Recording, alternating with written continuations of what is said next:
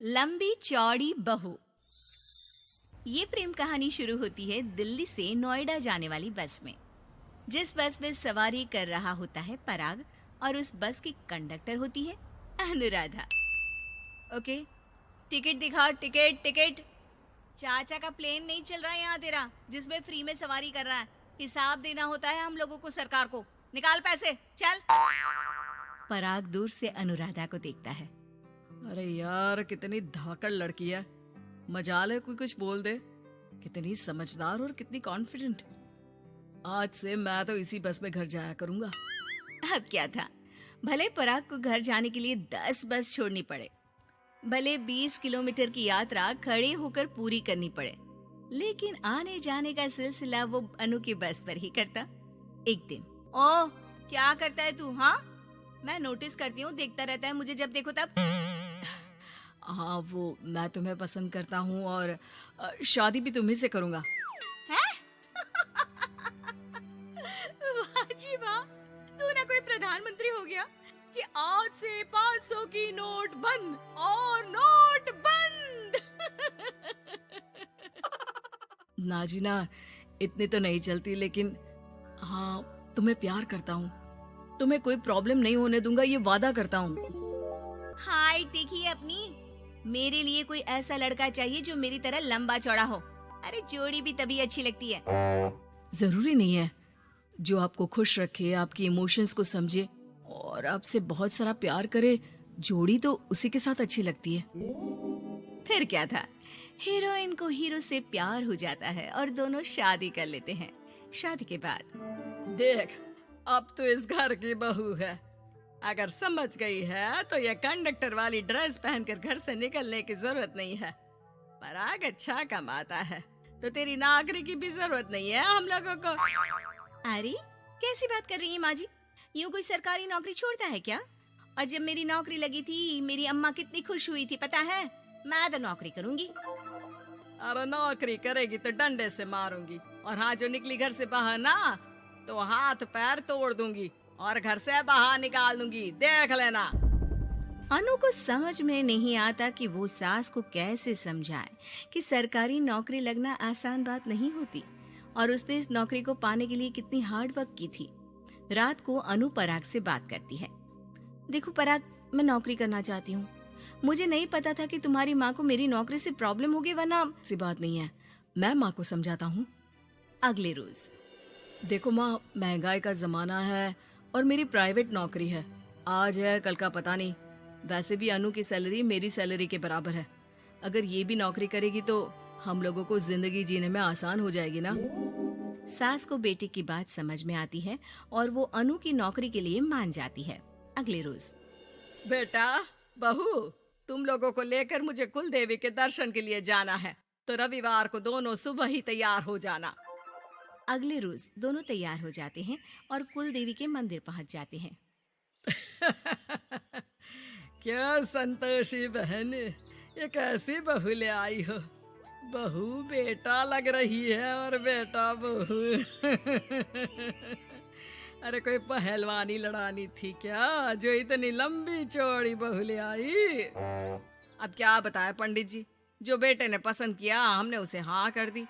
अब बेटा जाने और उसका परिवार। और ये तो बस कंडक्टर की नौकरी करती है, इंटरस्टेट। और सच्ची, वाह वाह वाह, यह तो बड़ी बात है संतोषी। तुम तो किस्मत वाली निकली जो सरकारी नौकरी की बहू ले आई। यह तो वही बात हो गई कि घी के लड्डू का कोई शेप थोड़ी ना देखता है तो घी का लड्डू ही। सास को बहू की तारीफ सुनकर बिल्कुल अच्छा नहीं लगता। वो जल्दी से पूजा पाठ करवा कर उन लोगों को घर ले आती है। एक रोज, संतोषी बहन, तुम लोगों का घर बड़ा अजीब सा लगता है। भाई साहब बहन जी, और बहन जी भाई साहब जैसी। अरे बस किया कर, सरकारी नौकरी देखी तो हाँ बोल दिया, और इतना भी क्या, पैसे की चिंता। चलती हूँ, खाना बनाना है। क्यों, बहू नहीं बनाती क्या खाना? अरे नहीं, वो तो नौकरी करने जाती है ना, तो उसके आने से पहले खाना बना देना पड़ता है, वरना पता है ना आजकल की लड़कियों की जबान कितनी लंबी होती है। तेरी बहू की तो कुर्सी तोड़ने वाली नौकरी है, यहाँ बैठती है जैसे उठकर ऑफिस में बैठ जाती है, फिर क्यों थक जाती है कि खाना भी नहीं बना पाती। मेरी बहू भले कंडक्टर है, लंबी चौड़ी, लेकिन बता रही हूँ सारा दिन सवारी से मत्था पच्ची करती है, लेकिन मजाल है शादी के बाद एक दिन भी मुझे किचन में जाने दिया हो ना जी ना। दोनों पड़ोसन वहां से चली जाती है। सास बाजार जाती है और एक ट्रेड मशीन ले आती है। अरे माँ जी, इस उम्र में आप घर पर जिम खोलेंगी? अरे तेरे लिए लाई हूँ, रोज चलाकर 2 घंटे इस पर, पतली हो जाएगी। और खाना कम खाया कर, जब देखो बकरी की तरह मुंह चलता रहता है तेरा। वाह जी वाह, एक ही तो शौक है खाना खाने का, वो भी रोक दो। हाँ, लेकिन सास तो सास थी, बहू के खाने से लेकर एक्सरसाइज सब का हिसाब किताब रखने लगती है। अरे मैं मोहल्ले वालों को बताकर रहूंगी कि मेरी बहू भी शिल्पा शेट्टी की तरह पतली हो सकती है। वही बहू बस में जब सवारी का टिकट काट रही होती है, उसे चक्कर आ जाता है और वो गिर जाती है। सवारी हैरान परेशान हो जाती है और ड्राइवर को वहाँ बुलाती है। अरे शहर नहीं थी हमारे कंडक्टर साहिबा, लेकिन जब से शादी हुई है बकरी बन गई है। सास को तो बस इनके खाने की ही लगी रहती है। ड्राइवर बस में बिठाकर बहू को घर छोड़ आता है और सास को कहता है, अरे पता है आपकी बहू कितनी धाकड़ है, किसी को बात करने से पहले 4 बार सोचना पड़ता है कि बोले या ना बोले, कहीं झापड़ ना पड़ जाए। और आप है कि इन्हें बकरी बनाने में लगी है। अरे चुप, निकल यहाँ से। मेरी बहू है, मैं इसे बकरी बनाऊं या फिर गीदड़, तुम्हें क्या पता लोग कैसा मजाक उड़ाते हैं कि बहू इनकी बस की कंडक्टर है। बोलो मुझे कैसा लगता होगा? अरे काम तो काम होता है माँ जी, वो छोटा या बड़ा नहीं होता। खैर जैसी आपकी मर्जी, चलता हूँ मैं, नमस्ते। ड्राइवर वहाँ से चला जाता है। बहू ठीक हो जाती है। एक बार आधी रात को कोई संतोषी का दरवाजा खटखटाता है। अरे इतनी रात में कौन आ गया? मेरा घर है, कोई पुलिस स्टेशन की घंटी नहीं जो बजाए जा रहे हो। खोल रही हो दरवाजा। जैसे ही दरवाजा खुलता है, सामने वही पड़ोसन खड़ी होती है जो अनु की कुछ दिन पहले बुराई कर रही थी। मेरी बहू के पेट में दर्द हो रहा है, उसे जल्दी अस्पताल पहुंचाना जरूरी है। हाँ तो पहुंचाओ, और जल्दी लड्डू के साथ खुशखबरी भी सुना देना। हाँ, काहे हमारा दरवाजा पीट रही हो? अरे सुनो तो, अपनी बहू से कहो ना कि सरकारी बस को थोड़ी देर के लिए दरवाजे बुला ले। क्या है ना, कोई साधन नहीं है अस्पताल ले जाने के लिए।